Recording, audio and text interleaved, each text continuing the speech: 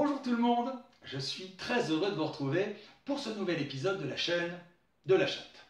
Et aujourd'hui, parlons d'une bizarrerie, d'une étrangeté européenne, parlons de la Suisse. Les trois premiers cantons, Uri, Schwyz et Unterwald, se sont regroupés en 1291. C'est ce qu'on appelle la Suisse primitive. Alors, ça ne veut pas dire que tous ces habitants, qui sont déjà des confédérés, seraient en plus des abrutis finis. Non. Parce que la Suisse, en Europe, c'est quand même un cas particulier. Ouais. Elle est située juste au milieu et elle n'en fait pas partie.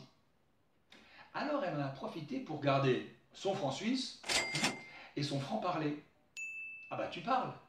Trois langues officielles différentes qui se côtoient et qui se comprennent. Même si le coucou suisse n'a rien à voir avec le ciao italien ou le hallo allemand. Donc, la Suisse est neutre, comme son PH. Alors ici, PH, ça veut dire Parlement helvétique. Et ses gardes, ils ne protègent qu'un État à sa mesure, c'est-à-dire le Vatican. Mais sa marine veille au grain, avec constance, sur les lacs Clément, que sont les lacs Léman et de Constance. La Suisse compterait plus de coffres-forts que d'habitants. Mais c'est normal. Bah oui, pour grimper toutes ces montagnes, du coffre, il en faut. Par tradition, le Suisse est bien organisé. Il est un peu à l'image de son drapeau, unique au monde, il est carré. Et ces vaches, elles sont violettes. Enfin, non, excusez-moi, pas toutes. J'exagère un peu, on n'en a recensé que 1000 cas. Et enfin, la Suisse est un petit pays, 8 millions d'habitants seulement. Et pourtant, ils ont une redoutable équipe de football. Oh bah non, s'il vous plaît, un peu de tenue, pas ici. Merci. Et ces athlètes de haut niveau se distinguent dans des disciplines aussi variées que le tennis ou le tir à l'arbalète. Ce qui nous amène à notre chatte du jour. Prêtez-moi une oreille attentive.